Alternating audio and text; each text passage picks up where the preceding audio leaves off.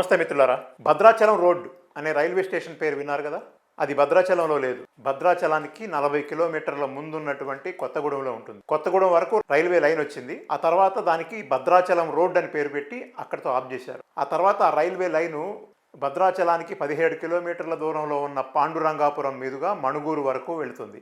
బొగ్గు ద్వారా ఈ ప్రాంతం నుండి 650 కోట్ల రూపాయలు ఆదాయం సంవత్సరానికి రైల్వేలకు వస్తుంది.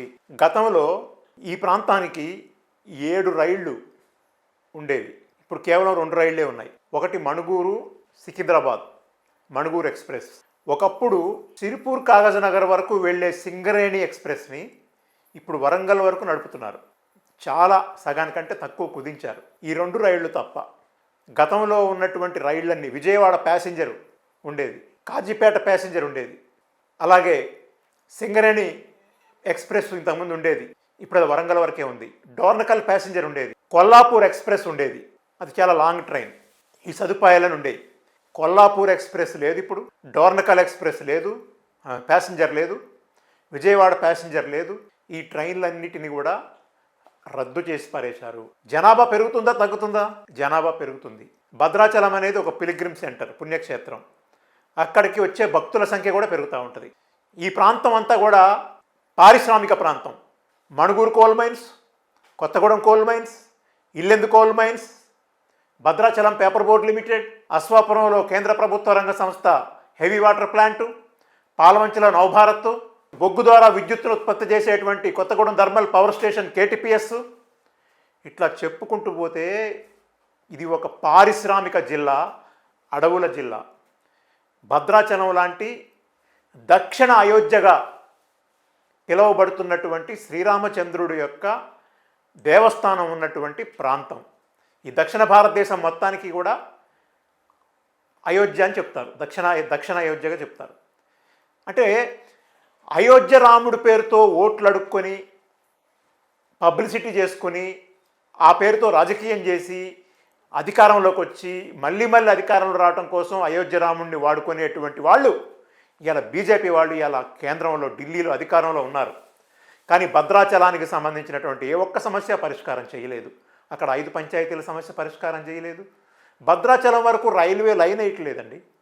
40 కిలోమీటర్లు భద్రాచలం ఉంది, 17 కిలోమీటర్ల ముందు వరకు కూడా రైలు ట్రాక్ ఉంది. ఇంకొక 17 కిలోమీటర్లు వేస్తే భద్రాచలం వరకు ట్రైన్ పోద్ది. NDA 1 98 నుంచి 2014 వరకు ఉన్నారు, అప్పుడు పట్టించుకోలేదు. ఆ తర్వాత ఇప్పుడు ఈసారి 10 ఏళ్ళ నుంచి ఉన్నారు, ఇప్పుడు కూడా పట్టించుకోలేదు. ఒక వివక్షాపూరితమైనటువంటి కక్షపూరితమైనటువంటి విధానాన్ని కేంద్ర ప్రభుత్వం అనుసరిస్తుంది. అంతకుముందు ఉన్నటువంటి ట్రైన్లు కూడా ఊడబీకటం అంటే ఏంటి? కరోనా అప్పుడు కొన్ని ట్రైన్లు పీకేశారు. ఏంటంటే తాత్కాలిక నిలిపివేత అని చెప్పారు. మరి తాత్కాలిక నిలిపివేత అన్న తర్వాత కరోనా పోయి ఎన్ని సంవత్సరాలు అవుతుంది? కరోనా 2020లో వచ్చింది, 2021లో ఉంది, 2022 నుంచి లేదు. మరి కరోనా పేరుతో నిలిపివేసినటువంటి ట్రైన్లు మీరు ఎందుకు పునరుద్ధరించడం లేదు?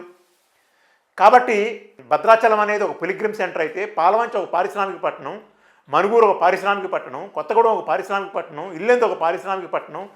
వీళ్ళందరూ కూడా రోజు వరంగల్కి, అదేవిధంగా మంచిర్యాల, మందమర్రి, బెల్లంపల్లి నుంచి సిరిపూర్ కాగజ్నగర్ వరకు పోయేవాళ్ళు చాలామంది ఉంటారు. ఇవాళ వాళ్ళందరూ కూడా ప్రైవేట్ ట్రాన్స్పోర్ట్ మీద ఆధారపడాల్సిన పరిస్థితి వస్తుంది. ప్రైవేట్ ట్రాన్స్పోర్ట్ మీద ఆధారపడటం వల్ల చాలా ఎక్కువ డబ్బులు ఖర్చు అవుతున్నాయి. బస్సుల్లో ప్రయాణం చేయడం వల్ల డబ్బులు ఎక్కువ ఖర్చు అవుతున్నాయి. పేషెంట్లు, వృద్ధులు, బస్సుల్లో ప్రయాణం చేయలేని వాళ్ళు, రైళ్ల మీద ఆధారపడేవాళ్ళు చాలామంది ఉంటారు. ఇలా రిజర్వేషన్ చేసుకుంటే ఎవరికి కూడా దొరకనటువంటి పరిస్థితి ఉంది.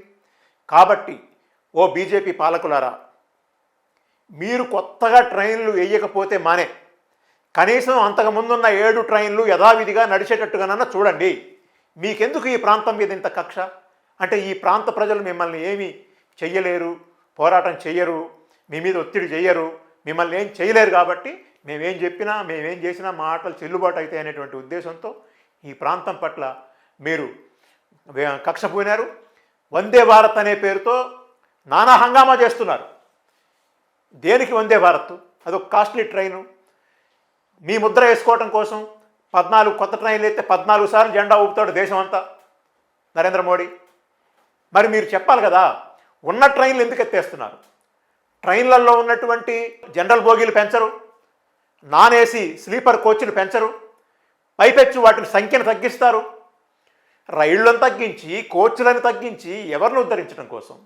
అంటే ప్రైవేటీకరణ ఇంకా రాకముందే ప్రైవేటీకరణ విధానాలు లాభం కోసం డబ్బులు వేల కోట్ల రూపాయలు, వందల కోట్లు దోచుకోవడం కోసం దోపిడీ విధానాలు ఏ రకంగా అయితే ప్రైవేట్ వాళ్ళు అనుసరిస్తారో ఆ విధానాలని ప్రభుత్వ రంగంలోనే అనుసరించడం ద్వారా రైల్వే వ్యవస్థని ఈ ప్రజలకు కాకుండా చేస్తున్నటువంటి పరిస్థితి ఉంది.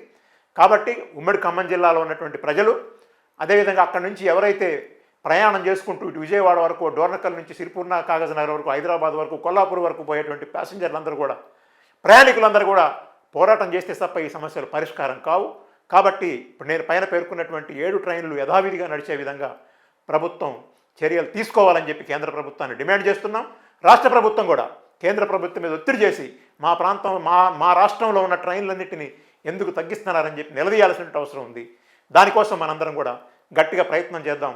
మనందరం కూడా ఏకమవుదాం.